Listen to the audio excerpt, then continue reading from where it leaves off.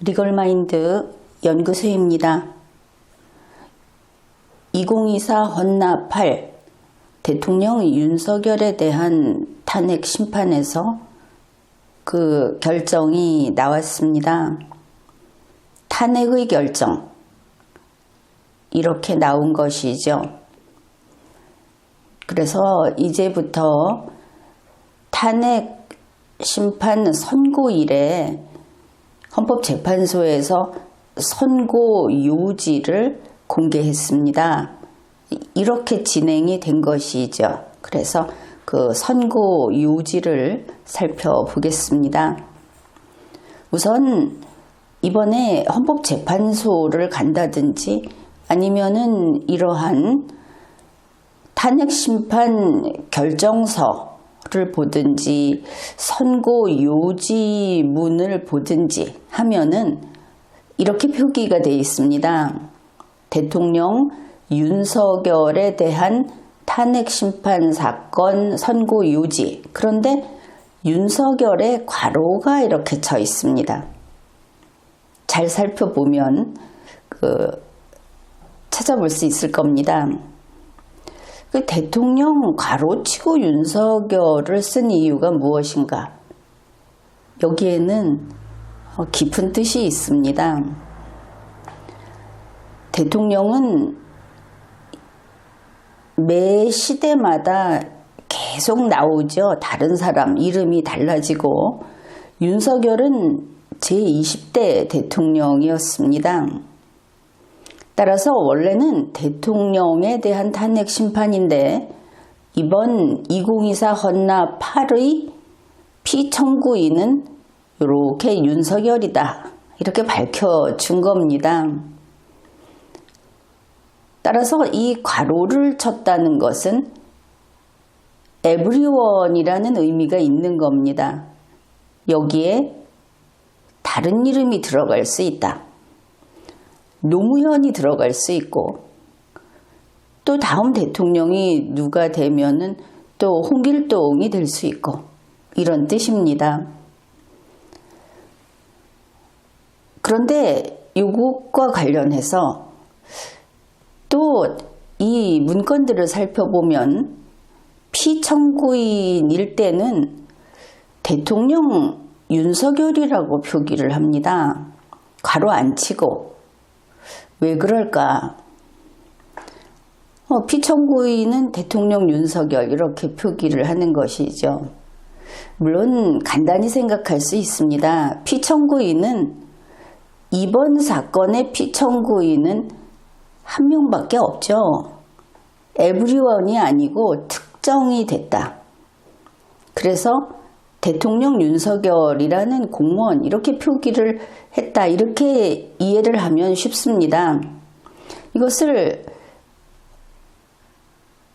벤다이어그램으로 표기를 해보면 가령 이런 동그라미를 대통령 탄핵 심판이라고 했을 때 그 중에 점, 어디로도 움직이지 못하는 면적이 없는 점, 이것이 바로 피청구인 윤석열, 피청구인 대통령 윤석열이 되는 관계다. 전체에서 점의 입장에 있는 것이다. 이렇게 하면은 그 포함 관계라든지 주인과 부인과 하는 관계가 명백하게 나타납니다. 그 다음에 탄핵 심판에 대해서도 헌법재판소에서 하는 것은 재판이 아니라 심판이다. 그저 그게 그거다 하고 있던 분들도 참 심판이네 이러겠죠. 그리고 선고, 이 선고라고 하는 것도 재판이 아니기 때문에 판결이 아닙니다. 판결 선고가 아닌 것이죠. 이 결과로 나오는 그 문건도 판결서가 아닙니다. 이제 좀 쉽죠? 심판입니다. 심판이면 나오는 것은 결정이 됩니다. 그래서 결정 선고가 되고 그 문건도 결정서가 됩니다. 이러면 아주 확실하게 정리가 됐죠. 이번 선고일시는 2025년 4월 4일 11시 22분입니다. 그냥 11시라는 것은 23시가 아니라는 뜻이죠. 그래서 이렇게 선고를 시작하겠습니다. 이렇게 이제 이것을 생중계했죠. 그런데 선고 요지를 보면 이것은 이제 선고를 하는 과정입니다. 쭉 하고 마지막에 주문 이렇게 나오는데 원래 결정서는 그렇게 쓰는 게 아니죠.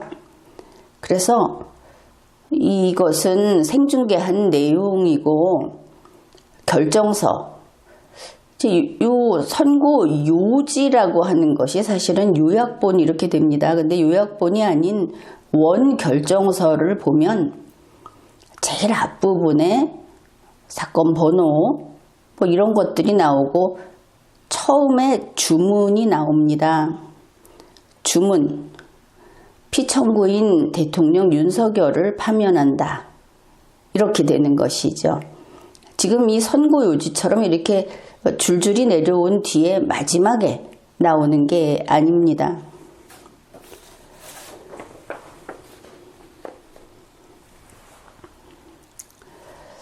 자, 이번에 이 선고 요지 결정서를 다 보기에는 결정서가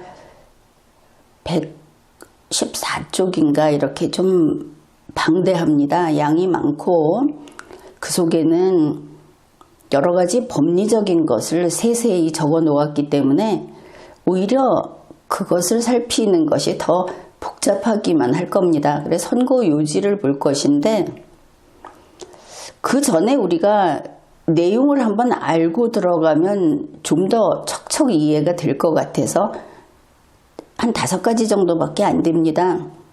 기본 개념을 보기로 하겠습니다.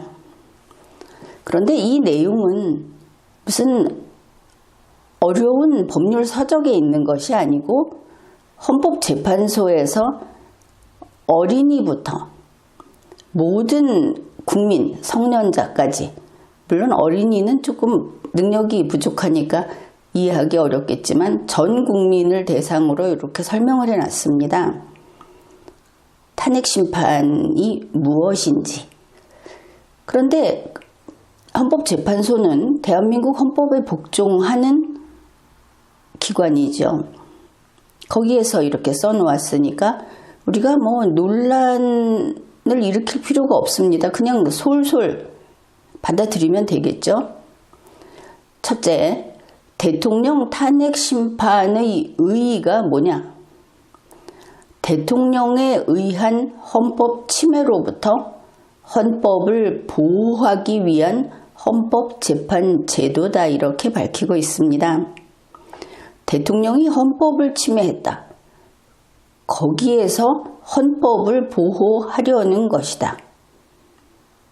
뭐 이해하기 쉽죠?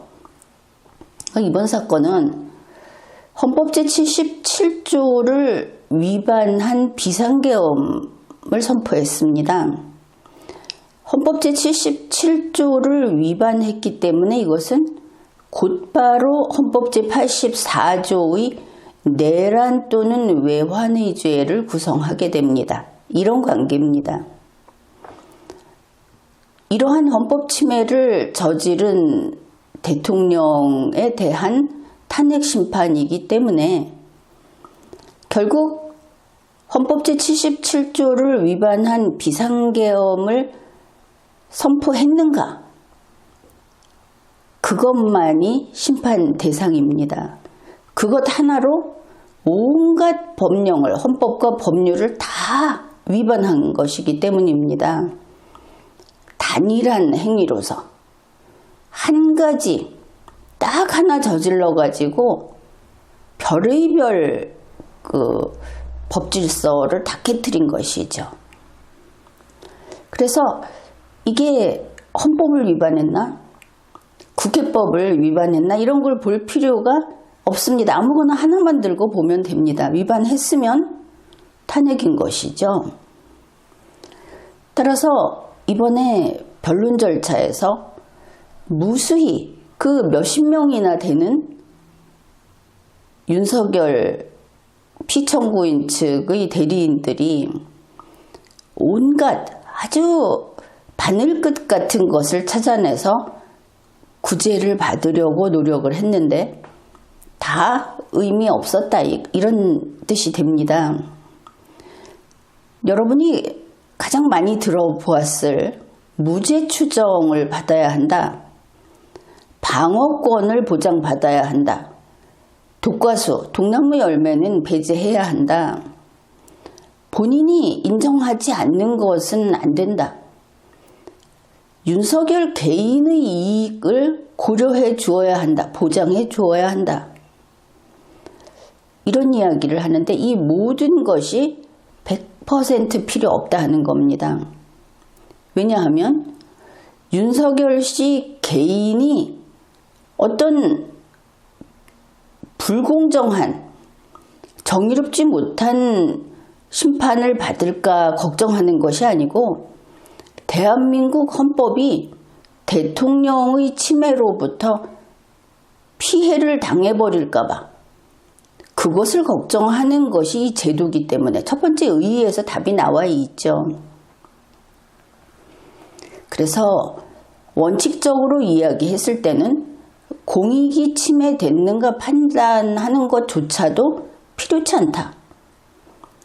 그냥 헌법 제77조를 위반한 비상계엄을 선포했는가?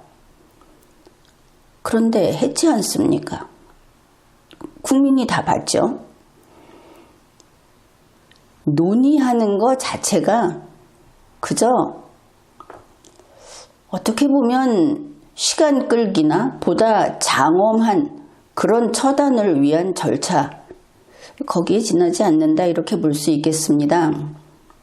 두 번째, 대통령의 탄핵 사유는 무엇인가? 대통령이 그 직무집행에 있어서 헌법이나 법률을 위배하면 그것으로 되는 겁니다.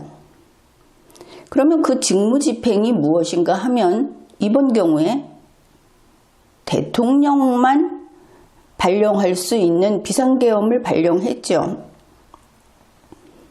직무집행한 겁니다. 그런데 헌법과 법률을 위배했나? 이것을 보면 헌법 제77조를 위반한 그리고 계엄법을 위반한 기타 법령을 위반한 그런 비상계엄 발령을 했습니다. 탄핵 사유 충족됐다. 세 번째, 대통령 탄핵 소추는 어떻게 하는가? 탄핵의 소추 기관은 국회입니다. 국회에서 소추 의결했습니다. 자, 모든 것이 다 충족되었죠. 네 번째, 대통령 탄핵 심판. 탄핵 심판은 헌법재판소에서 할 것인가 말 것인가를 고려해보고 어떤 것은 받아주고 어떤 것은 받아주지 않는 것인가. 그런데 헌법재판소는 그렇지 않다고 합니다. 국회에서 탄핵소추 의결서 정본을 헌법재판소에 제출함으로써 개시된다. 제출하면 그냥 탄핵심판이 개시되는 겁니다. 그런데 탄핵심판이 개시될 수 있느냐 없느냐 요건이 갖춰졌느냐 참말이 많았죠. 이거 한 줄 읽었으면 됐을 일이다. 그렇습니다.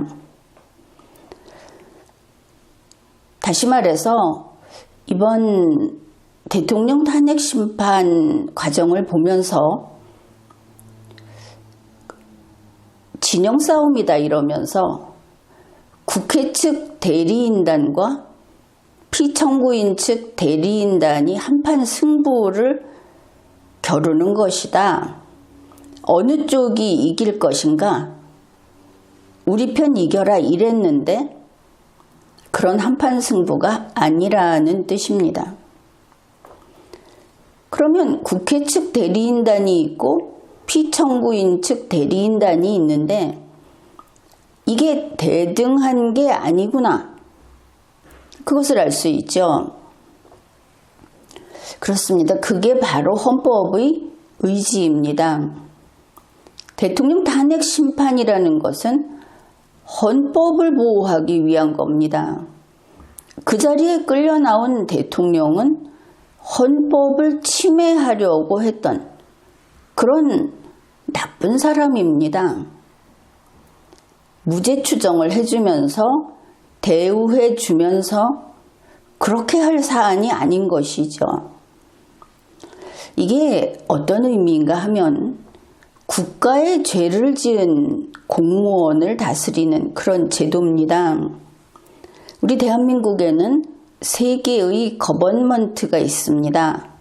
그것이 정부라고 하는데 집행정부, 입법정부, 사법정부 이렇게 3개입니다.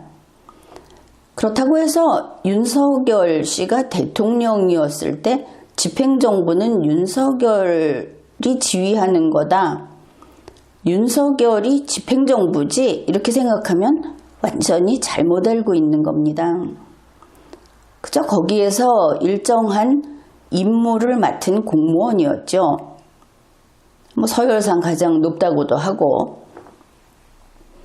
그런데 대통령 탄핵 심판은 무엇인가 하면 이 3개의 정부 가운데 입법 정부가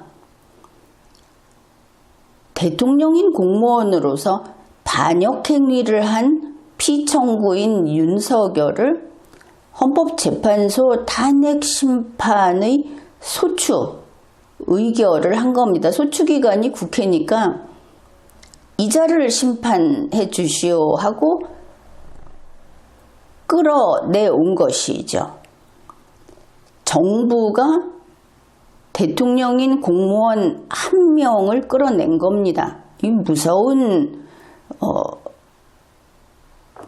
처벌 과정이다 이렇게 봐야 하겠죠.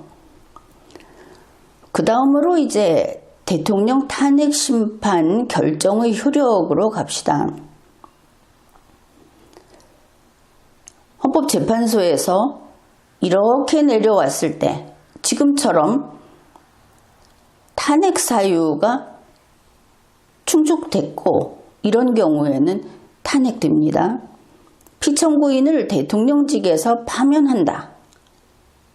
또 탄핵 결정은 피청구인의 민사상 또는 형사상의 책임을 면제하지 아니한다.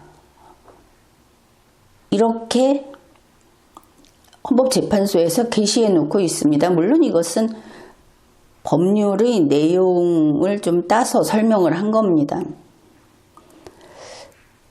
파면이 되고 민사상 또는 형사상의 책임이 면제되지 않는다는 것은 무슨 뜻이냐? 일단 파면을 시켜서 집행정부와 관계없고 공무원이 아니게 된 다음에 이 개인을 사법정부가, 입법정부가 이렇게 무섭게 때렸는데 이제 사법정부가 대통령직에서 파면된 반역자를 처단하는 절차가 뒤따른다는 뜻입니다. 내란의 전모를 제대로 밝히고 연루자를 남김없이 처단해야 하는 것이죠. 여기에서 우리가 알 수 있는 것이 대통령직에서 파면됐으니까 그 대통령직을 이어갈 사람을 뽑아야 한다. 그래서 대통령 선거가 있을 거다 하는 것을 다들 알고 있죠.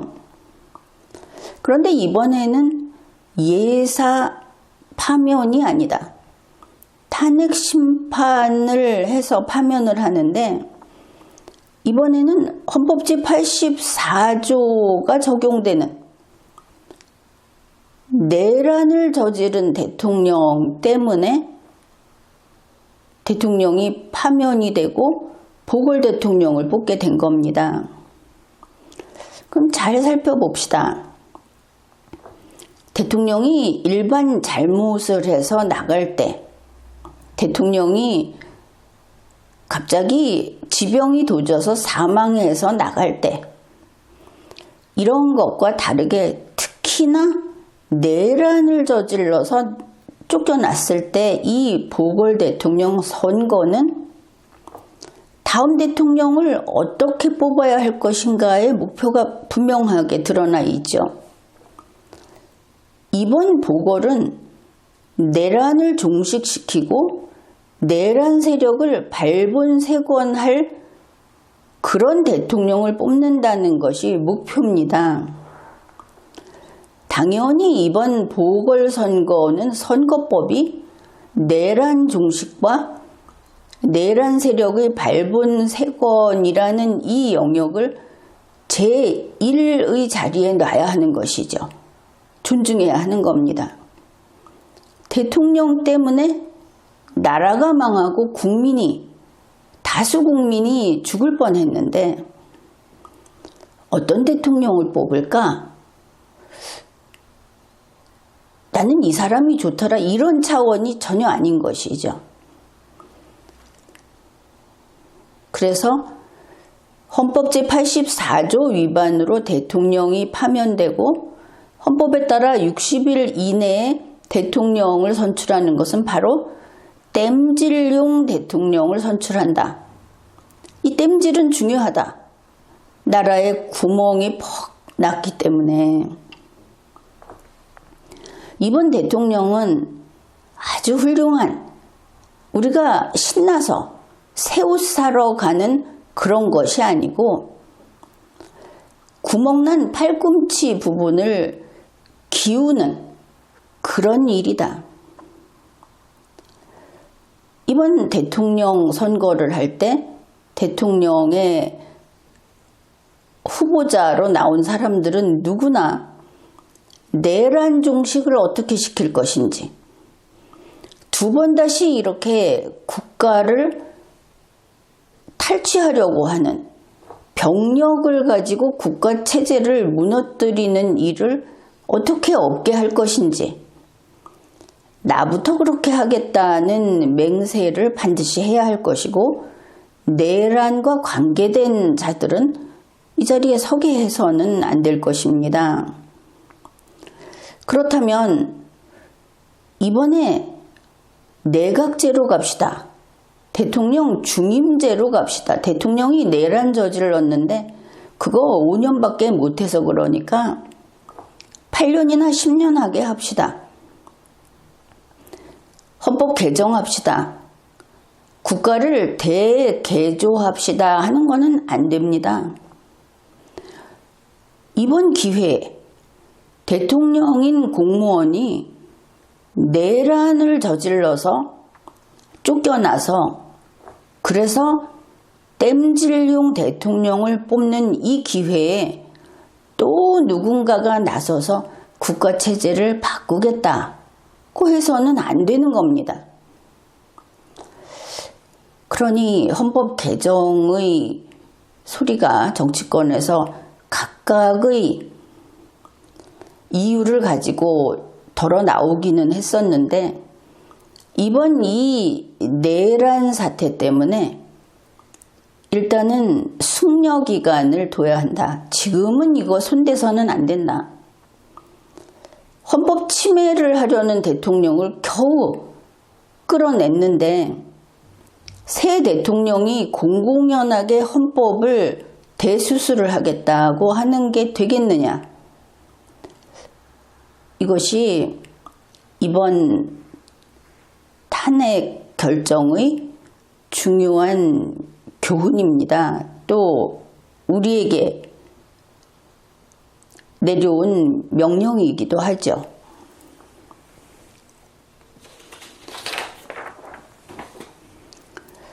자, 이제 선고 요지를 좀 살펴보겠습니다. 먼저 적법 요건에 관해 살펴보겠다 하면서 이 사건 계엄 선포가 사법심사의 대상이다, 이것을 밝힙니다.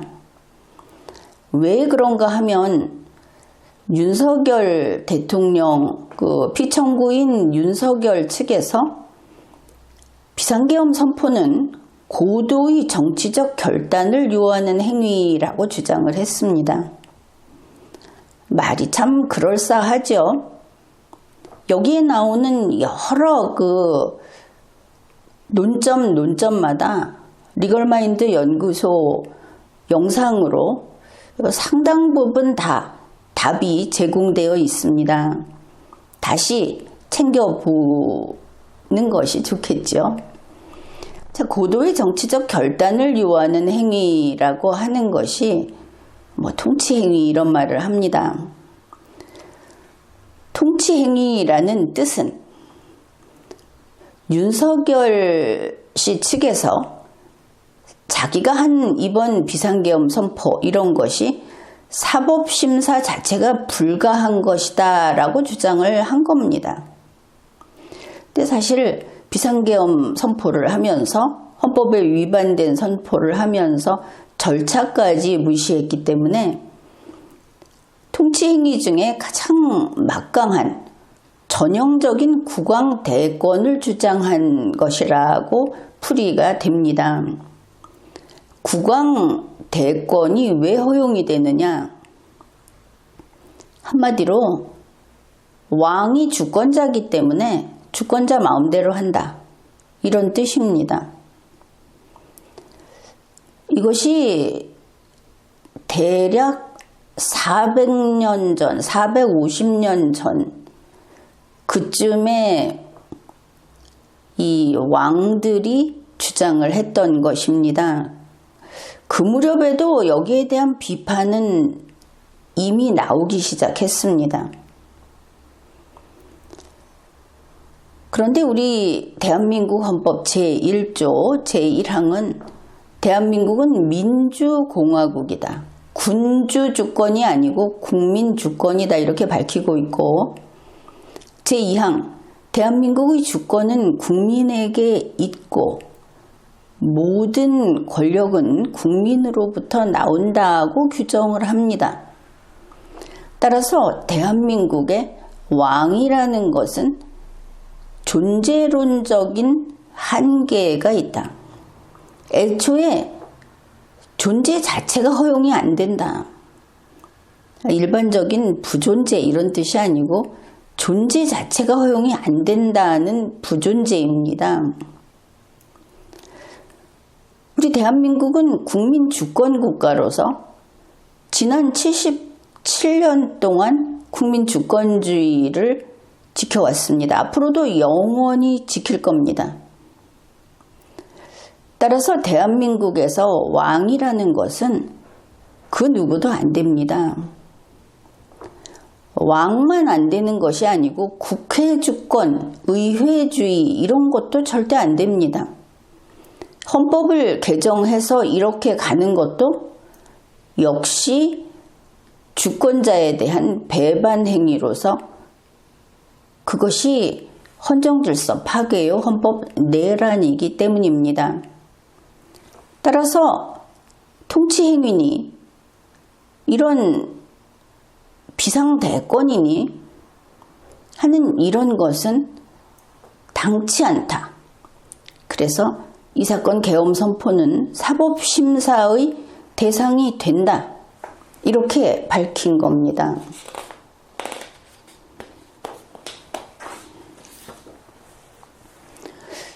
두 번째, 국회에서 법사위의 조사를 하지 않고 의결을 했다. 탄핵소추안을 거기에 대해서 문제 제기를 했는데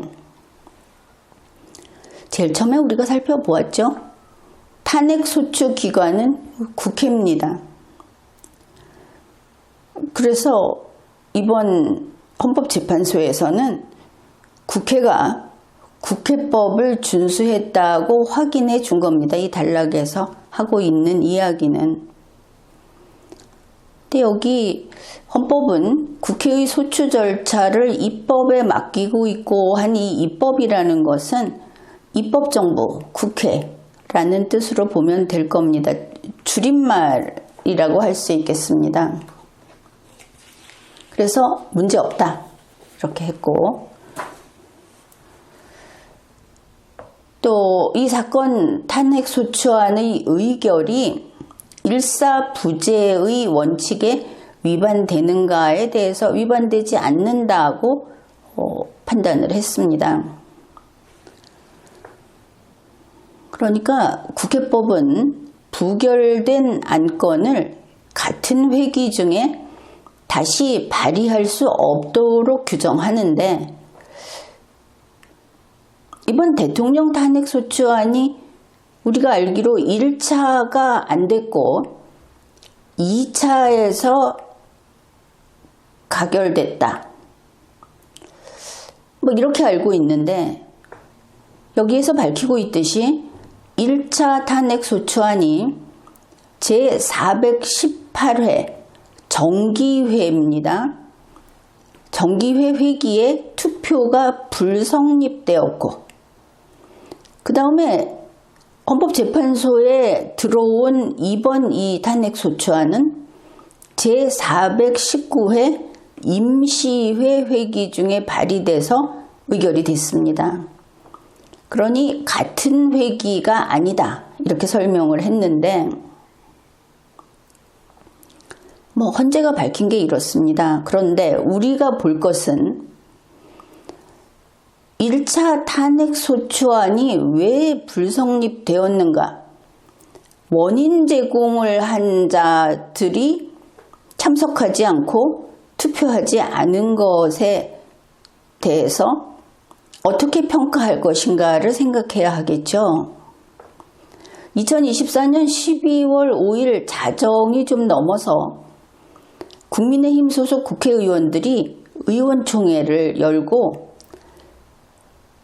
탄핵소추안에 찬성하면 당헌 당규로 처벌하기로 하는 소위 당론으로 탄핵 반대를 추인해버렸습니다.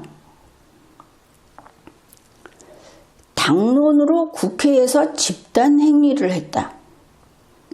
지금 이런 일들을 우리가 보고 있는데, 앞으로 이것이 위헌, 위법이라는 것을 명백히 하고 근절시켜야 하겠습니다.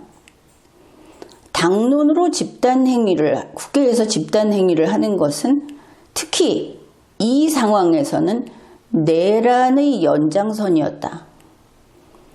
국민의힘 소속 국회의원들이 내란에 가담했다는 증거가 되고 맙니다.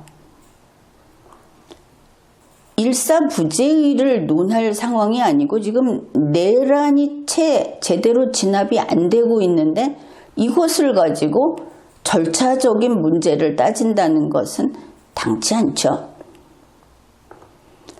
그 다음에 그런데 이렇게 회기가 달라졌을 때 다시 재발의를 해서 또 탄핵소추안을 의결하고 하는 그것도 문제는 있다는 정영식 재판관의 보충 의견이 있다고 밝혀두었는데,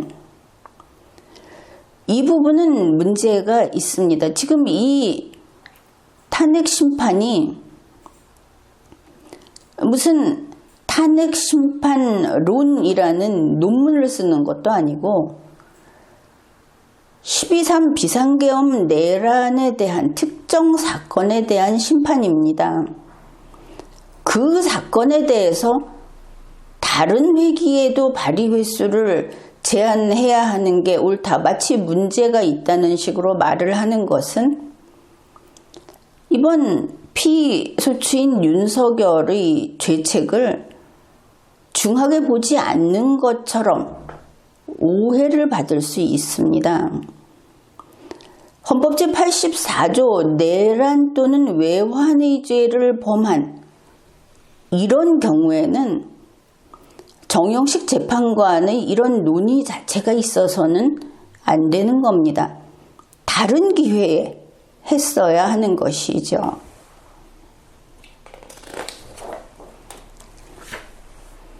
그 다음에 피청구인 윤석열이 종종 주장했던 것이 이겁니다. 계엄이 단시간 안에 해제되었고 이로 인한 피해가 발생하지 않았고 그 피해가 발생하지 않았으니까 그러면 보호이익도 없는 거 아니냐 이런 주장을 했는데 여기에 대해서는 내란죄의 성격에 대해서 지난 방송에서 세세히 설명을 한 바가 있습니다. 그것도 참조하십시오. 헌법재판소에서는 이렇게 판단을 했습니다. 거두절미하고 이 사건 계엄으로 인하여 이 사건 탄핵 사유는 이미 발생하였다. 끝났죠? 자, 이런 피해가 없지 않느냐 뭐 이런 이야기 하는데 탄핵 사유는 이미 발생했다. 쓸데없는 소리 마라 이렇게 한 겁니다. 그 다음에 이제 내란죄 말 많았죠. 소추 의결서에서 내란죄를 별도로 두지 않고 헌법 위반 행위로 포섭 그 안에 그냥 집어넣는 게 되느냐 안 되느냐 뭐 이런 이야기 많았습니다.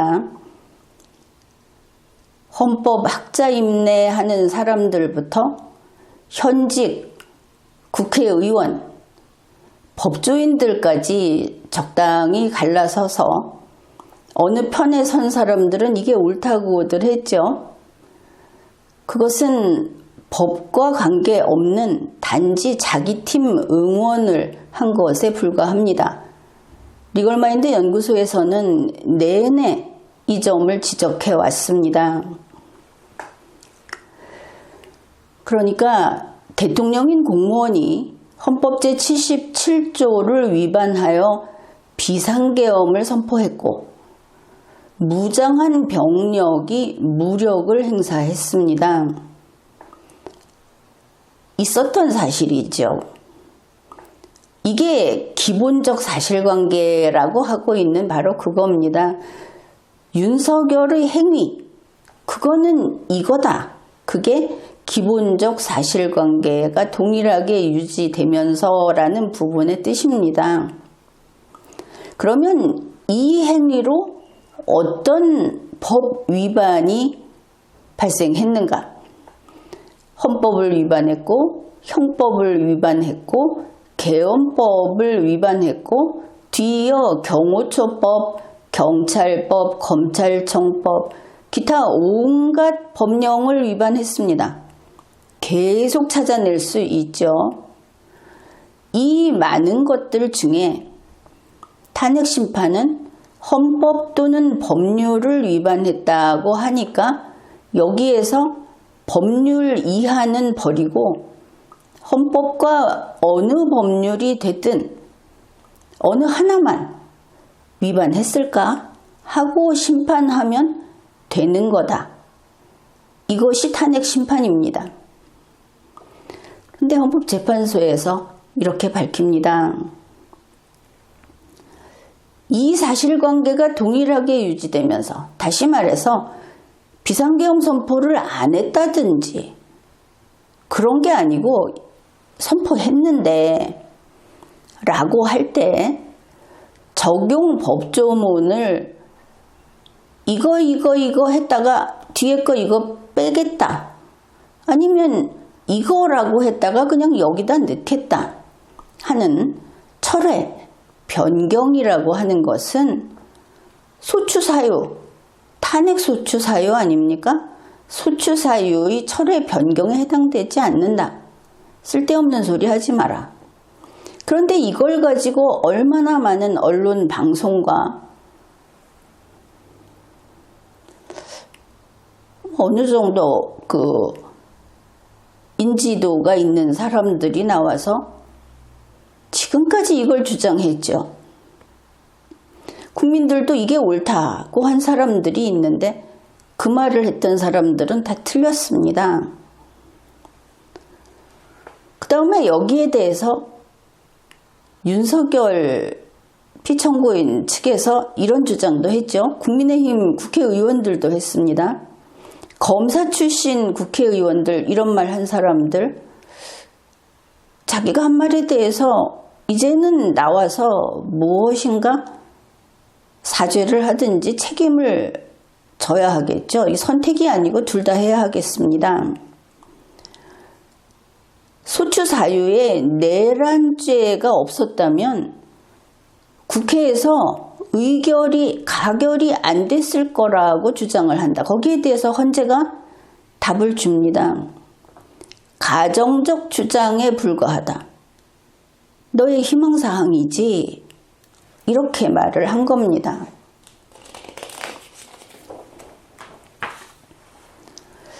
그 다음에 국회에서 윤석열에 대해서도 탄핵소추권을 남용했다.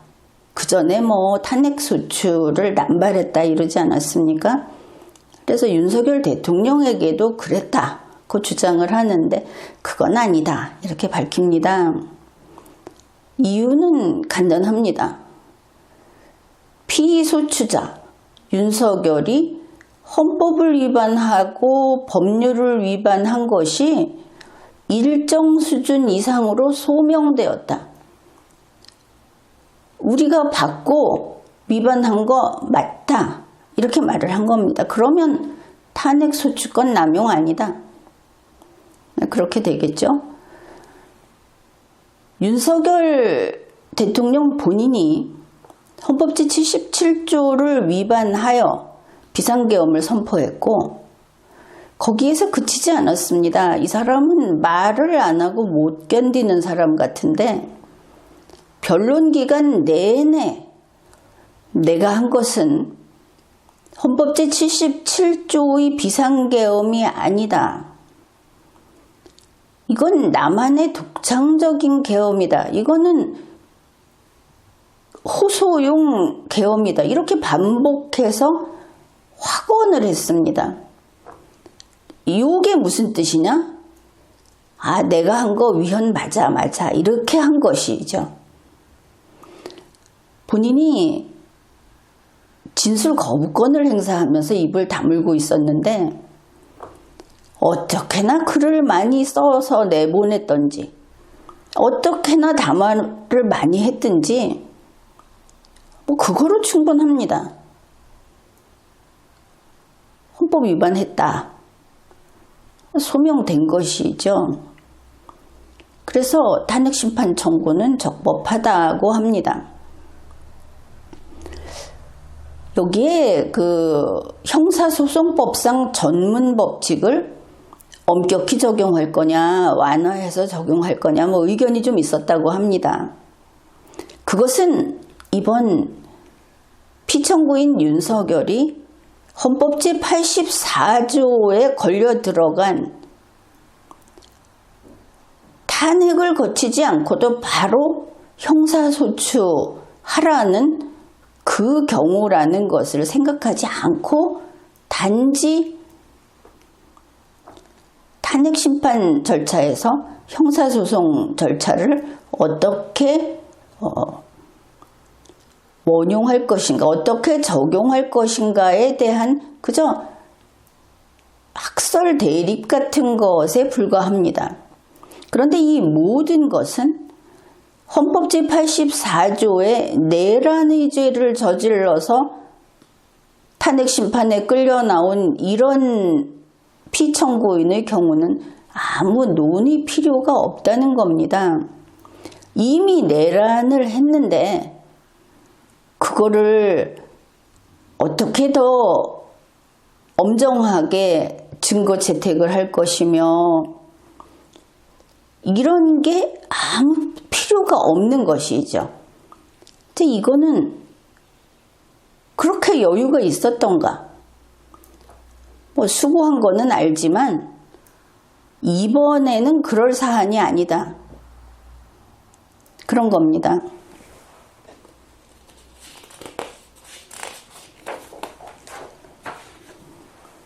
그 다음에 이제 앞에 쭉 살펴보고 이번에는 피청구인이 직무집행에 있어서 헌법이나 법률을 위반했는지 이미 위반했다고 이야기를 했죠. 그리고 위반을 했을 때 그것이 파면을 할 만큼 중대한 것인지를 살펴보겠다. 그런데 자, 이번에 위반했으면 파면한다. 이것이 헌법과 법률입니다. 헌법과 헌법재판소법인 것이죠. 그런데 그게 파면할 만큼 중대한 것인지 한 번 더 살펴봐 줍니다. 봐주는 것이죠. 헌법이나 법률을 위반했어도 그래도 파면하지 않아도 되지 않을까라는 헌법재판소의 판단 여지를 지금 보여주고 있는 것입니다. 법치에 있어서는 이렇게 느슨하면 안 되겠지만 정치라는 측면에서 어느 정도는 헌법재판소의 판단 여지를 허용할 수도 있을 겁니다.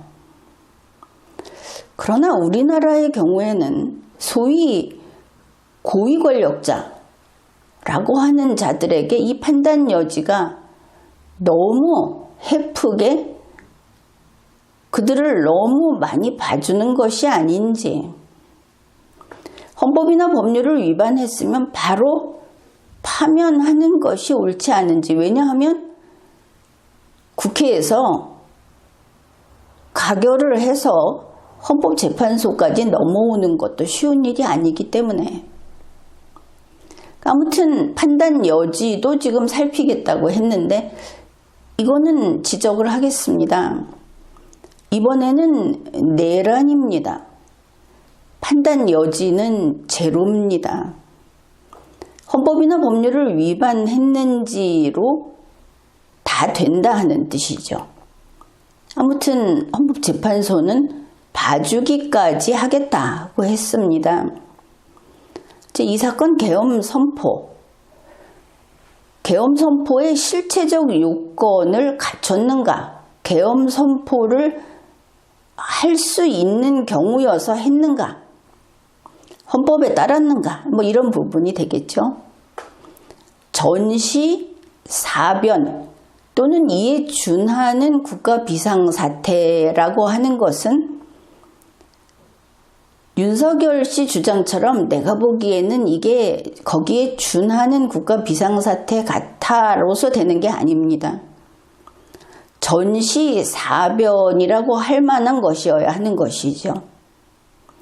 이것으로 끝이 아니고, 그래서 어떤 상태냐 하면 적과 교전 상태, 지금 무기를 가지고 싸우고 있는 그런 상태거나 사회 질서가 극도로 교란되어 있는 상태일 것이 실체적 요건입니다. 그런데 이것만으로 되는 게 아니고, 그러면 적과 교전 상태면 당연히 군대가 가야 되겠죠. 군이 가야 됩니다. 사회 질서가 극도로 교란돼 있을 때 경찰도 무섭죠. 능력이 대단합니다. 그런데 경찰로는 안 되고 군이 동원되어야 하는 성격의 질서 교란일 때, 하다못해 이 진압해야 할 상대가 무장을 하고 있을 때, 이런 경우라는 것을 알 수 있습니다. 이것이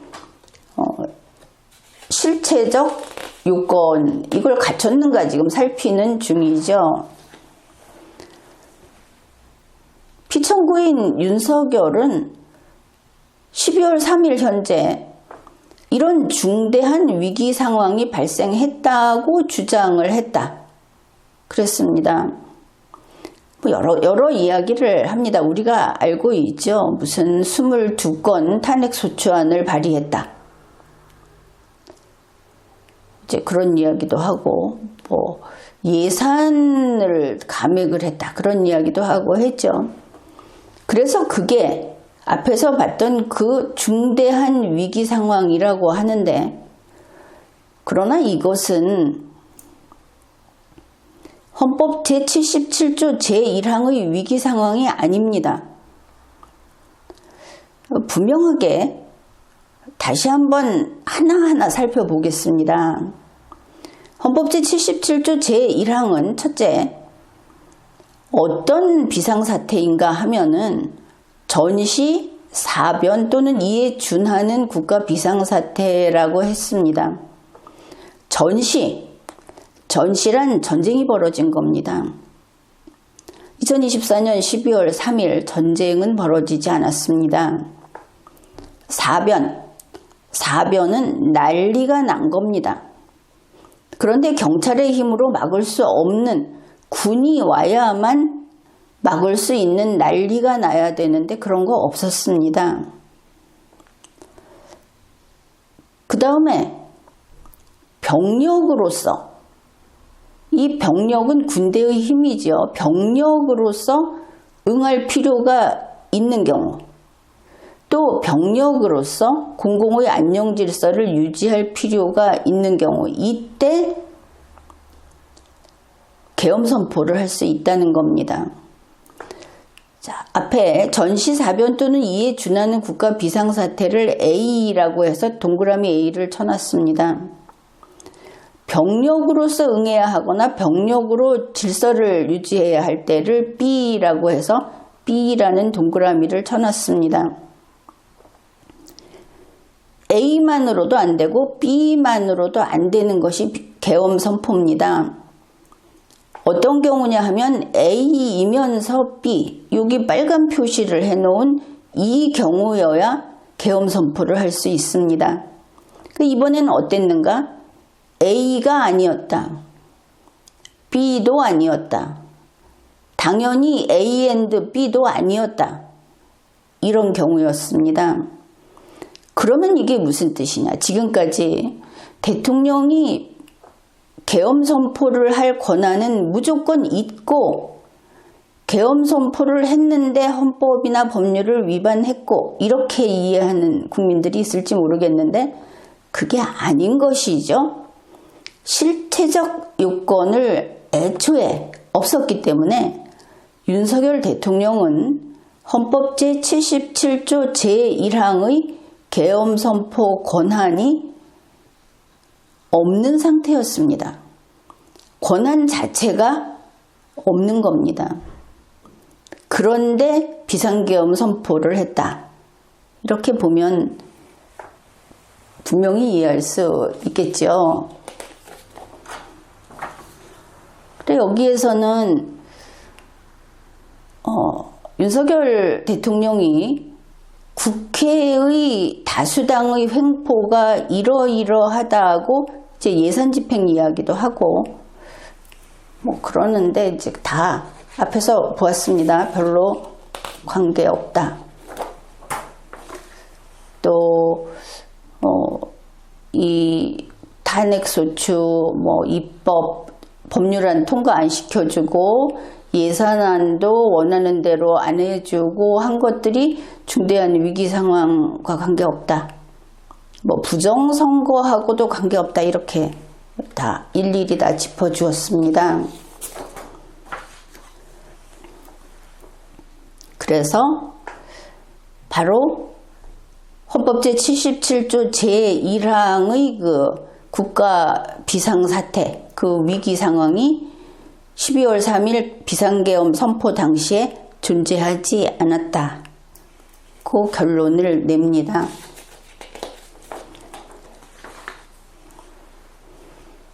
이제 실체적 요건, 여기에서 앞에서 우리는 병력, 이것을 살펴보았는데 관계없다고 했죠.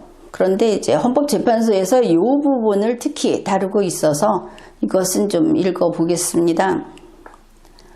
피청구인이 주장하는 국회의 문제, 그러니까 더불어민주당 소속 국회의원 그룹의 문제, 이렇게 되겠죠.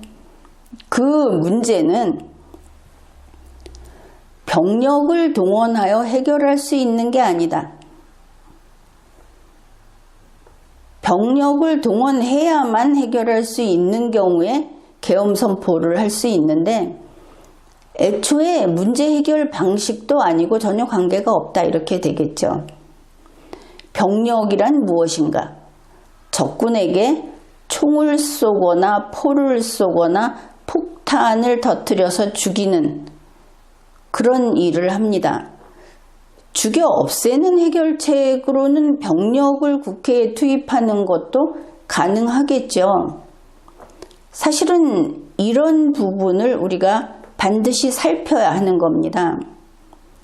체포 명단도 나왔고 추적도 있었고 개인정보, 국민의 개인정보를 전부 서치한 그런 증언들도 있었기 때문에 죽여 없애는 해결책으로 정치적 반대 세력, 반대편 그것을 죽여 없애는 해결책으로 군대를 동원했다.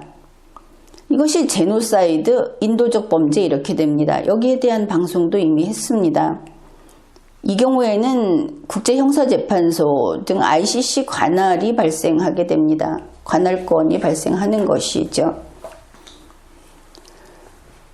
다음에 이제 피청구인은 경고성 계엄, 호소형 계엄이라고 주장을 한다. 앞에서 보았죠.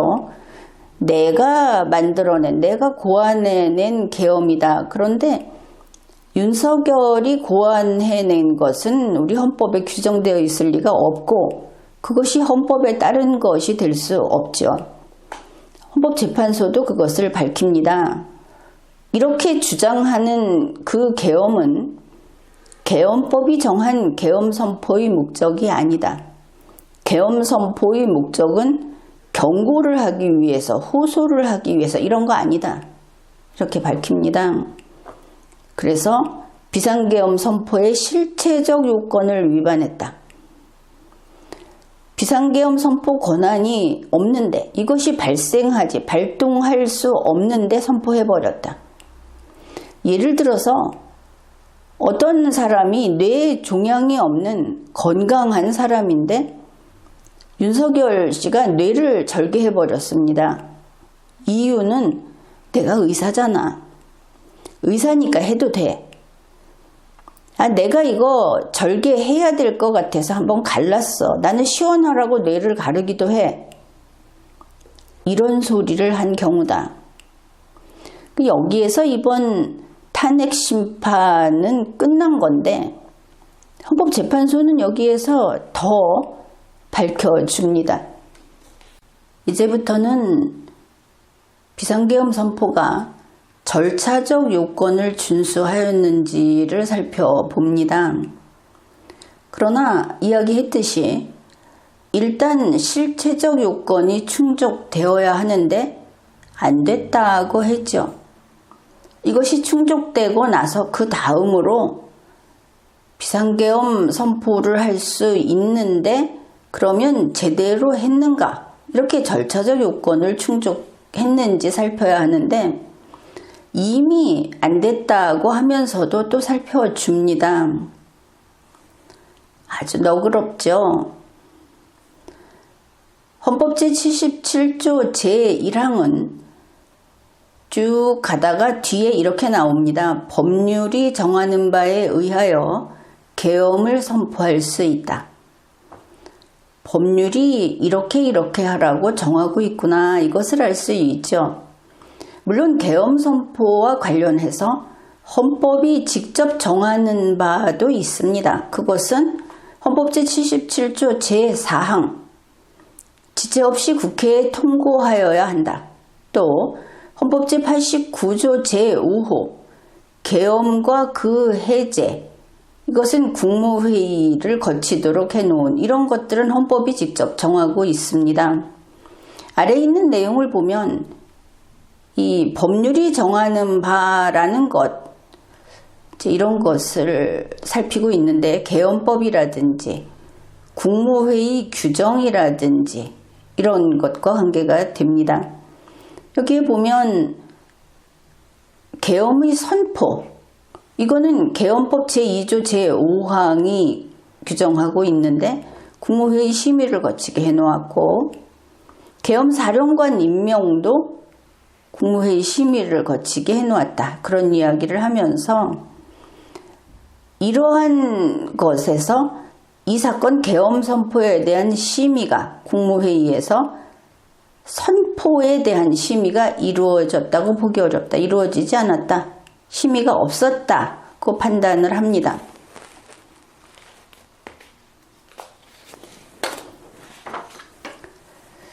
절차적 요건에서 또 이 비상계엄 선포문에 국무총리와 관계 국무위원이 부서하지 않았다는 것도 지적을 합니다. 이것은 헌법 제82조 위반입니다. 계엄의 시행 일시, 시행 지역 및 계엄 사령관을 공고하지 않았다. 계엄법 제3조 위반입니다. 국회에 통고하지 않았다. 앞에서 한번 소개했죠. 헌법 제77조 제4항 위반입니다. 이제 이러이러한 식으로 절차적 요건도 위반을 했다. 죄를 지어도 참 무지막지하게 지은 것을 알 수 있습니다. 국회에 군대와 경찰을 투입한 것, 그 부분도 살펴보았습니다. 피청구인은 국방부 장관에게 국회에 군대를 투입하라고 지시했다. 그래서 군인들이 국회에 진입했다고 하는데, 진입하면은 참 순한 표현이죠. 이것은 진입, 그냥 들어간 것이 아니고 무력 침입, 병력을 눈에 보이게 사용했다. 이런 뜻입니다. 여기에서 국방부 장관에게 지시했다는 뜻을 살피겠습니다. 이것은 윤석열이 군대를 국회에 투입시켰다. 윤석열이 했다라는 의미입니다. 가령 비상계엄 하에서 윤석열이 A에게 지시를 했고 A가 이것을 B에게, B가 C에게, C가 D에게 그렇게 해서 K에게까지 이 지시가 전달이 돼서 K가 행위를 했다. 그렇게 되면 이번 비상계엄 내란 사례에 있어서 이런 경우에는 윤석열이 K에게 지시한 것으로 법적인 평가를 합니다. 그러니 중간에 누가 있었다, 어떤 사령관이 했다 하는 것은 실은 윤석열이 지시했다는 다른 표현에 지나지 않는다는 것을 잘 알아두어야 하겠습니다.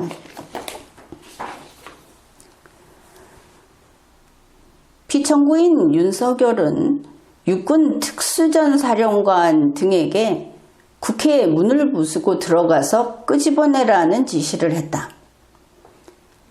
인원이니 요원이니 하는 그런 말장난도 있었죠. 대죄를 지어놓고 이 짓을 해서 국민을 경악하게 만든 것이 윤석열 피청구인인 것입니다. 피청구인은 경찰청장에게 계엄사령관을 통해서 포고령 내용을 알려주고, 이 포고령은 전면적으로 헌법 위반이었죠.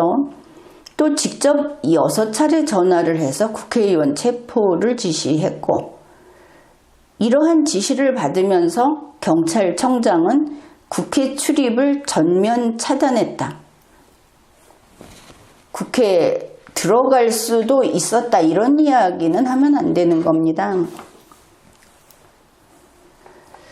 국방부 장관은 필요시 체포할 목적으로, 이게 무슨 뜻이냐면 사전 추적, 사전 동선 확보, 이런 의미입니다. 미리 감시하고 미리 잡을 수 있도록 준비를 해두는 것이죠. 이런 목적으로 국군 방첩사령관에게 국회의장, 각 정당 대표, 또 뜻밖의 사람들도 있고 이 14명의 위치를 확인하라고 지시했다. 위치를 확인하면 괜찮은 것인가 이렇게 생각할 것 같은데 그게 아니고, 누군가가 나의 현재 위치, 이날 이 시간에 나의 현재 위치를 추적하고 그 위치를 확보한다는 것은 공포감을 느낄 일이고 당연히 이것은 헌법과 법률 위반입니다. 중대범죄가 되죠. 근데 이 14명이라고 하는 것이 국방부 장관이 말하기를 윤석열 대통령이 평소에 나쁘게 말한 사람들의 이름이라고 하니 더 어이가 없습니다. 대통령이 나쁘게 말하면 그러면 체포, 장차 어떤 문제가 어떤 꼬투리가 잡히면 체포하겠다고 미리 추적 확보를 해놨다. 이런 나라가 세상에 있습니까? 피청구인은 국가정보원 1차장에게 국군 방첩사령부를 지원하라고 했고 국군 방첩사령관은 국가정보원 1차장에게 위 사람들, 이 14명 등에 대한 위치 확인을 요청했다. 결국 추적 확보를 요청했다. 이렇게 헌법재판소가 밝혔습니다. 이 과정이 어떻게 되느냐. 윤석열이 김용현 장관을 시켜서 여인영 방첩사령관에게 14명의 위치 추적 확보를 지시했고 결국 윤석열이 요 파란 선을 따라서 윤석열이 여인영에게 지시한 것임을 알 수 있고 또 하나는 윤석열이 홍장원 국정원 1차장에게 지시하고 또 윤석열이 여인영 방첩사령관에게 지시를 해서 이 둘이 여인영이 홍장원에게 이 사람들의 위치 추적 확보를 요청하게 하는 그래서 모든 범죄 지시가 윤석열에게서 나갔다는 것이 이렇게 한눈에 보이는 그런 내용입니다. 자, 이러한 것들, 이런 것이 국회에 계엄 해제 요구권을 부여한 헌법 조문을 위반했고 하는 것이 조항을 위반했고 이게 헌법 제77조 제5항 위반을 가리킵니다. 그리고 국회의원의 심의 표결권, 불체포 특권을 침해했다. 어떻습니까? 단지 비상계엄 선포 한번 했을 뿐인데 라고 생각했던 분들은 어마어마한 헌법과 법률과 기타 법령을 위반했구나 하는 것이 새삼스럽고 뜻밖일 수도 있겠습니다. 그뿐 아니라 정당 대표를 추적, 체포하려고 했던 여기에서 체포를 했든 안 했든 상관없이 이미 정당 활동의 자유를 침해했고 피청구인 윤석열은 정치적 목적으로 국회에 병력을 투입했다. 국회에 병력을 투입했다. 그래 지금 군인들이 다 잡혀가 있죠. 피고인이 되어 있고 군인들이 이 내란 세력으로서 고개를 들지 못하고 있습니다. 그러니 이 사람들이 어디까지 책임을 질 것이냐, 어디까지 명령에 따른 것이냐 전전긍긍하고 있는데 그 위로 올라가 보면 대통령 윤석열이 죄를 지어서 그렇다 이렇게 되겠죠. 헌법재판소는 그것을 밝히고 있습니다. 피청구인은 국군의 정치적 중립성을 침해했다. 헌법 제5조 제2항을 위반한 겁니다. 또 윤석열은 헌법에 따른 국군 통수 의무를 위반했다. 헌법 제74조 위반입니다. 줄줄 나오는 조문의 숫자 어떻습니까? 별거 아닙니까? 그저 한번 호루라기 한번 불어본 겁니까 이게? 그 다음에 이 사건 포고령 발령에 관해서 살피는데 포고령은 계엄 포고령 제1호를 가리킵니다. 여기에서 뭐 1호 그 속에 이제 1, 2, 3, 4, 5 이런 것들을 살피면 그냥 봤을 때는 옛날 걸 베꼈대 하는 거로 그냥 넘어갔죠. 근데 그 하나하나가 헌법 부정, 국가 부정, 민주주의 부정 이렇습니다. 피청구인은 이 포고령에서 무엇을 했느냐? 국회, 지방의회 정당 활동을 금지했다. 국회에 계엄 해제 요건을 부여한 헌법 조항을 위반했고, 정당 제도를 규정한 헌법 조항을 위반했고, 국민 주권주의, 대의 민주주의, 권력 분리 원칙을 위반했다. 헌법을 모조리 위반했다고 한 겁니다. 그뿐 아니라 비상계엄 하에서 국민의 기본권을 제한하는데 그 제한에 대한 한계를 정한 어떤 선을 지켜야 하는지에 대한 헌법을 위반했고 계엄법을 위반했고 영장주의를 위반했습니다. 국민의 정치적 기본권, 단체 행동권, 직업의 자유 등을 침해했다. 국민에 대한 공격을 했으며 헌법을 모조리 위반했다 하는 뜻입니다. 중앙선거관리위원회에 대해서 압수수색을 했습니다. 피청구인 윤석열은 국방부 장관을 시켜서 병력을 동원해서 선거관리위원회 전산 시스템을 점검하라고 했다. 본인이 진술한 것을 그대로 받아 써줬습니다. 그런데 12월 3일 밤중에 선거관리위원회 전산 시스템을 점검할 일입니까? 용어를 똑바로 써야 하는 겁니다. 이거는 점검이 아니다. 정작 피청구인 윤석열이 군대를 풀어서 하려고 한 게 무엇이냐? 거꾸로 봅시다. 선거 시스템에 손 댄 겁니다. 그러면 병력으로 선거와 관련된 거기에 모종의 목표를 실행한 것이 아닌지 확인해야 하는 것이죠. 점검은 무슨 그런 점검이 있습니까? 단지 겉으로 보이는 이 행동으로는 그 행동이 없었다고 할 수 없으니까 그것만 가지고 보더라도 영장주의를 위반했고 선거관리위원회의 독립성을 침해한 것이다. 이렇게 헌법재판소는 판단했습니다. 그런데 이와 관련해서 이러한 침입이 있었고 어떤 피해가 있었는지가 지금 불분명합니다. 그저 괜찮다고 하는데 이 선거관리위원회 국정조사를 해야 한다. 혹시 무엇을 바꿨는지, 무엇을 외부에서 더 입력을 한다든지 설치했는지, 무엇을 손을 댔는지 조사해야 하는 겁니다. 왜 그런가?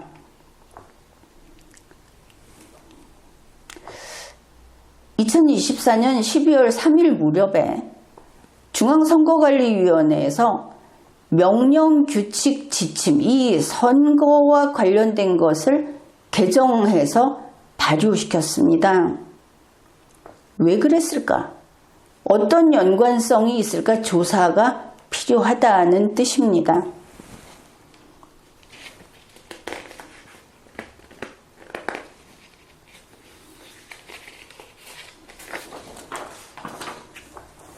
그 다음에 법조인에 대한 위치 확인 시도, 이걸 그냥 보면 무슨 소린지 모르겠죠. 법조인 체포명단을 가지고 쫓아다닌 것, 그겁니다. 위치를 그냥 위치 확인, 우리가 구글 지도나 이런 지도를 확인한 것을 보통은 위치 확인이라고 하는데 이거는 그게 아니죠. 포승줄과 수갑과 이런 것을 가지고 위치 확인을 했던 겁니다. 잡으러 체포조가 있었고, 그러니까 체포 명단이 작성되고 위치를 추적하고 체포조가 조직되고 그 체포조가 출동된 것을 단지 위치 확인 시도라고 표현을 한 겁니다. 그런데 그 중에 법조인만 이야기를 하고 있죠. 물론 이것은 상권 분립에 대한 이야기를 하려고 이렇게 잡은 것을 알 수 있는데, 그렇다 하더라도 헌법재판소는 정말 최소한만 심판했구나, 이것을 알 수 있습니다. 물론 그 정도로 충분합니다. 앞에서 이야기했죠. 헌법 또는 법률 중에 하나만 위반해도 파면이니까. 이제 법조인에 대한 추적, 체포, 이런 거에 대해서 퇴임한 지 얼마 되지 않은 전 대법원장이 그 명단에 있었고 전 대법관도 있었다. 그러면 이게 무슨 뜻이냐? 현직 법관들이 언제든지 이 집행정부에서 마음만 먹으면 체포할 수 있다는 그런 위협을 한 거다. 사법권의 독립을 침해한 거다. 그러면 윤석열 피고인의 형사재판도 이러한 식으로 압력을 받은 법관이 무리한 재판을 하고 있는 것은 아닌가, 문득 이런 걱정이 됩니다. 헌법재판소에서는 바로 사법권의 독립을 침해한 측면을 보았는데, 그것도 맞고 하나 더해서 이것은 사실은 반국가 세력으로 거기에 전직 대법원장, 대법관이 구분 없이 다 들어간 겁니다. 언론인도 들어가고 사회활동가도 들어가고 해서 반국가 세력으로 들어간 것이죠. 이 명단에 들어간 겁니다. 반국가 세력을 척결하겠다. 다 없애버리겠다. 바로 이것은 제노사이드, 반인도 범죄의 단면입니다.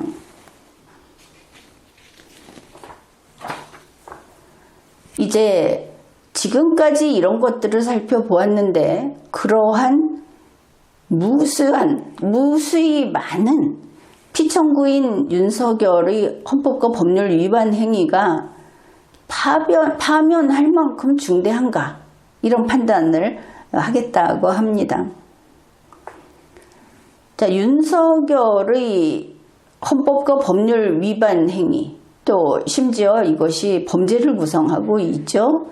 이것은 국민 주권주의 및 민주주의를 부정한 것이다. 주권자에게 반역했다는 뜻입니다. 또 헌법이 정한 통치구조를 무시했다. 이것은 헌정질서를 파괴했다. 즉 내란죄라는 뜻입니다. 이 사건 포고령, 계엄 포고령을 발령함으로써 국민의 기본권을, 그것도 광범위하게 침해했다. 국민의 기본권은 침해해서는 안 되는 것이죠. 법적인 근거가 있을 때 필요 최소한에 그치는 것이 기본권의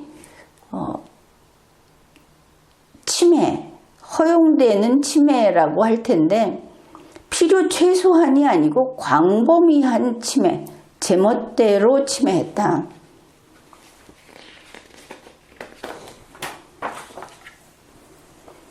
그리고 이렇게 밝힙니다. 헌법 질서를 침해하고 민주공화정의 안정성에 심각한 위해를 끼쳤고, 그냥 두고 볼 수 없는 그런 막가는 최악이다, 이렇게 보면 되겠죠. 대통령의 권한은 어디까지나 헌법에 의하여 부여받은 것이다.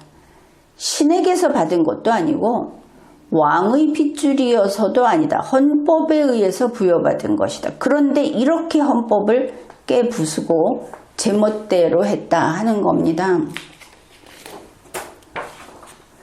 그리고 피청구인 윤석열의 그간의 처지에 대해서 뭐 동정표라고 할까 하는 것을 좀 나열을 하고 있습니다.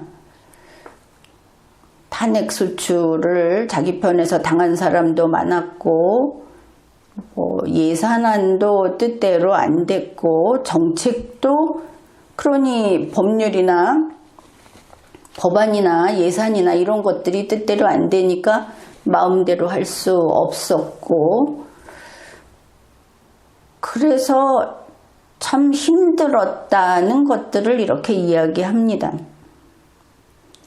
그러나 그렇다 하더라도 피청구인과 국회, 정확히는 더불어민주당 소속 국회의원 그룹 사이에 발생한 대립은 정치의 문제다. 법을 위반해 가면서 군대를 동원해서 전쟁에 대응하듯이 그렇게 할 수 있는 문제가 아니라는 겁니다. 결국 무슨 이야 이런 것에 쫓기고 했다는 것은 윤석열에게 이걸 해결할 능력이 없었다는 것이죠. 단지 국회의원의 숫자가 적었다 하는 이 숫자의 문제가 아닌 겁니다. 이게 숫자의 문제로 당연히 이렇게 간다면 다윗과 골리앗의 이야기도 전에 오지 못했겠죠. 자, 국회는 소수 의견을 존중하고 관용과 자제를 했어야 한다고 이렇게 조금 충고를 하고 있는데 이거 자체가 비참한 이야기 아닙니까? 대통령과 여당이 소수자로 배려받아야 한다는 이야기입니까? 한심한 것이죠. 그 다음에 야당인 더불어민주당이 다수당으로서 미덕을 보였어야 한다고 하는 게 관용과 자제 이건데 미덕을 요구할 것은 없습니다. 다만 국가 체제를 범하면 안 되고 헌법과 법률을 위반하면 안 된다. 그것만 지키면 되는 것이죠. 왜 이들에게는 도덕군자까지 요구하는 것입니까? 실은 국가 체제를 위협하고 헌법과 법률을 위반하는 것이 있었을 수도 있고 있을 수도 있는데 이러한 위반은 군이 아니라 법과 경찰로 바로 잡았어야 하는 겁니다. 야당에서 다수당인 야당에서 법으로 쳤지 어디서 깡패 집단 보내서 린치를 가했습니까? 그런데 거기에 대응을 어째서 군대를 풀어서 무력으로 해결하려고 한 것이냐? 할 이야기가 없는 겁니다. 그리고 피청구인은 국회를 배제의 대상으로 삼았다. 이 배제의 대상이라는 의미가 치명적입니다. 그러니까 국회에서 국민의힘 이외에는 몽땅 척결하려고 나섰다는 뜻입니다. 그게 또 내란이고 국가 변혁을 꾀한 것이고 이렇게 되겠죠. 이 다수의 횡포 앞에서 윤석열이 결국은 쫓겨서 그랬다고 말을 하는데 그러면 어떻게 하느냐고 국민에게 제대로 호소도 하지 않았고 또 지금에 이르러 다수의 횡포가 과하지 않느냐 이런 이야기도 있지만 그것은 끝을 봐야 끝인 줄 아는 겁니다. 정말 법에는 법, 원칙은 원칙대로 올바르게 대응을 하면 아무리 노력을 해도 안 되는 순간이 되면 국민이 바로 잡습니다. 거기까지 못 간 것은 능력이 없고 본인이 못됐기 때문인 것이죠. 물론 이 국민은 폭도를 가리키는 것이 아닙니다. 폭도는 국민이 아닙니다. 피청구인은 2024년 4월 12일의 국회의원 선거에서 국민을 그때까지 설득할 기회가 있었다고 말을 합니다. 참으로 뼈아픈 지적이죠. 대통령 취임하고 2년 동안 국민을 설득하는 게 아니라 국민의 신임을 회복할 기회가 있었는데 못했다는 겁니다. 그래서 2024년 4월 10일 국회의원 선거에서 더불어민주당이 156석에서 175석으로 19석이 늘고 국민의힘이 114석에서 108석으로 6석이 줄었습니다. 뭐 이래도 국민의힘 괜찮아, 우리는 그렇게 실패한 선거는 아니야. 그때 이런 말 하지 않았습니까? 왜 이렇게 됐느냐? 취임 2년간의 국민의 평가다. 그걸 알았어야 하는 것이죠. 지금에 와서 민주당이 거대 야당 때문에 이러는데 처음부터 피청구인 윤석열이 국민의 신임을 못 얻었던 것입니다. 왜냐? 취임 2년 동안 왕과 귀족놀이에 푹 빠져 있었죠. 사치하고 만찬을 허구한 날 하고 밖에 나가서 무슨 술자리를 찾아다니고 안가를 술집으로 바꾸려고 하고 외국 유람을 즐기고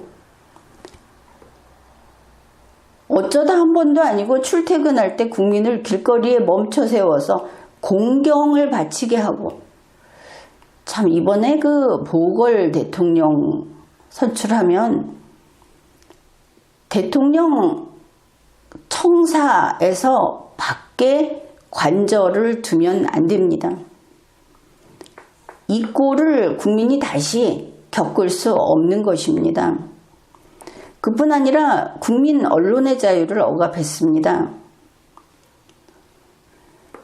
피청구인 신분으로도 자기들이 양육하는 언론 이외에는 취재를 금지시키기도 했고 그리고 자기 지지하는 무리들, 폭도 지지대를 친서를 보내서 지휘하기까지 했습니다. 윤석열의 친지, 동창, 각종 인맥이 공직까지 쉽게 차지한 것을 알 수 있습니다.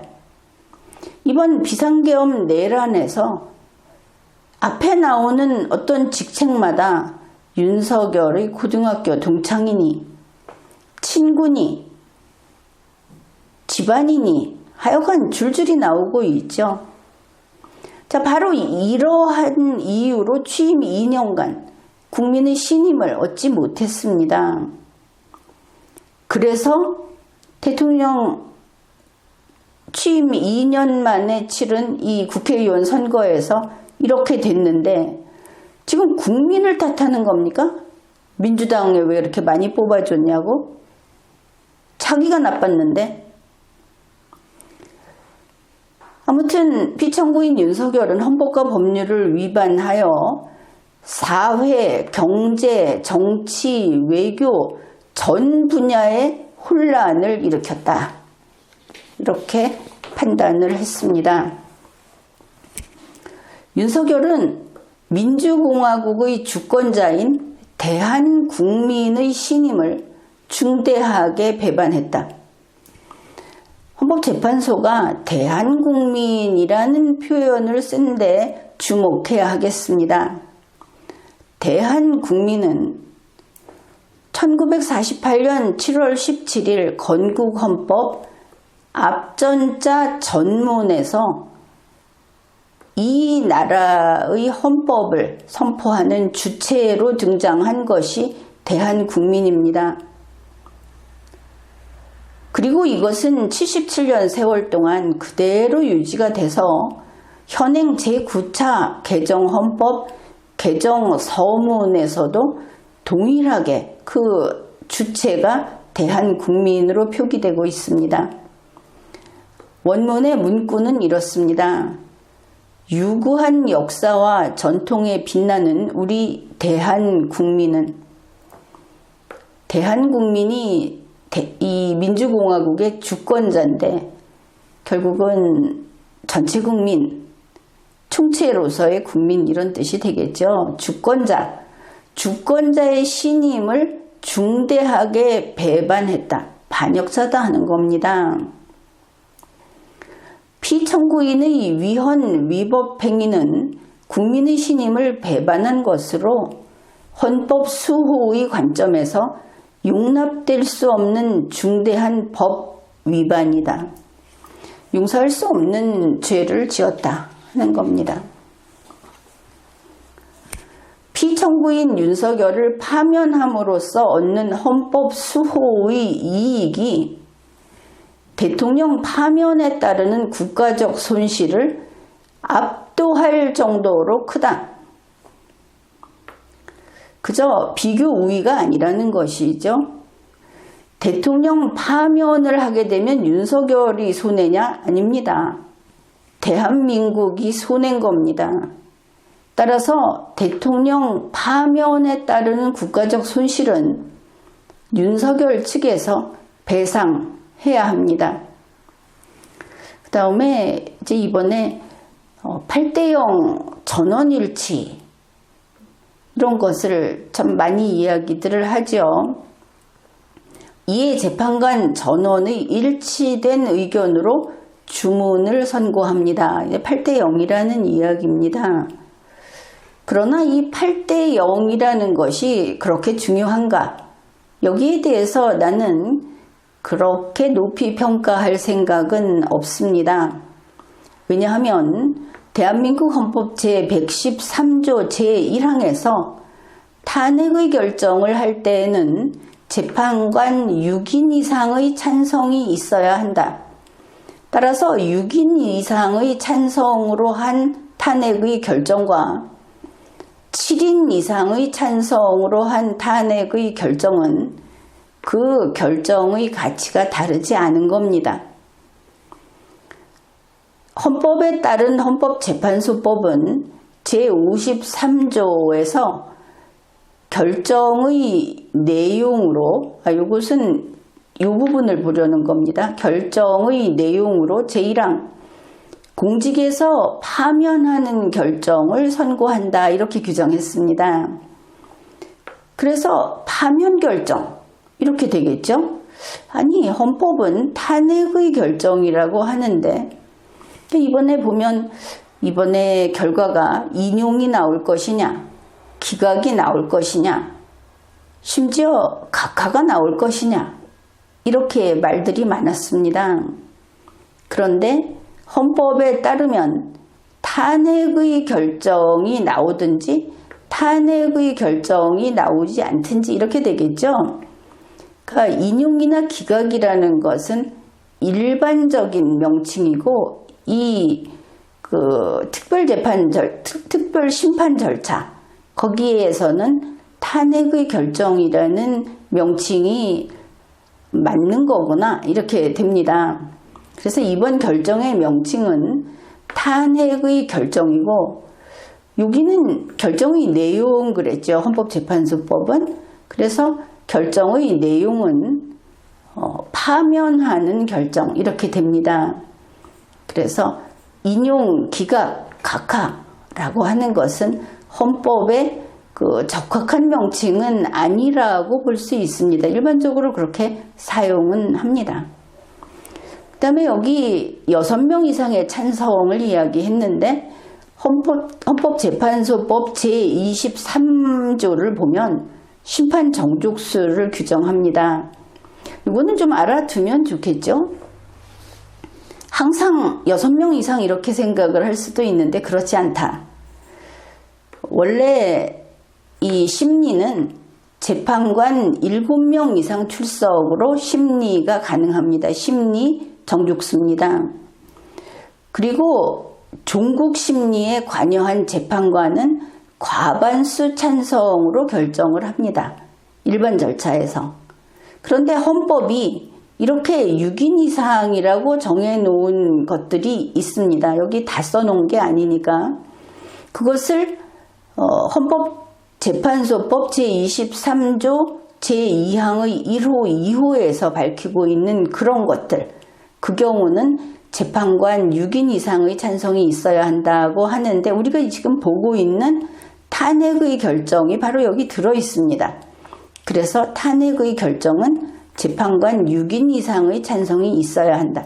다른 경우는 여러 경우가 있구나. 이걸 알 수 있죠.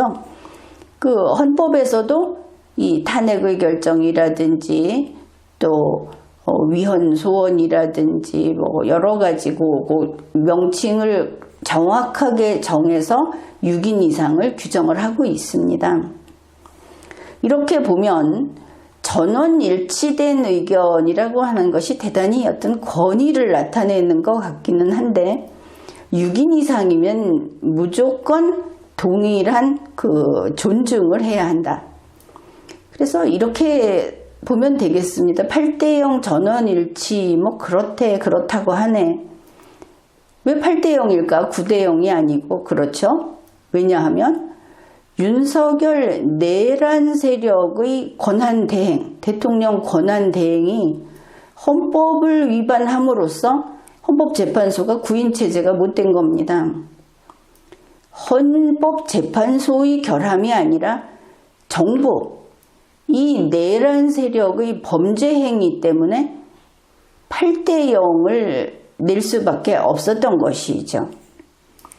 그래서 이렇게 내용을 살펴봤고 선고 시각을 오전 11시 22분으로 밝히면서 주문 피청구인 대통령 윤석열을 파면한다. 이것이 선고 요지이고 앞에서 밝혔듯이 결정서에서는 주문이 제일 중요하기 때문에 본문으로는 제일 앞에 올라간다. 이렇게 보면 되겠습니다. 지금까지 리걸마인드 연구소였습니다.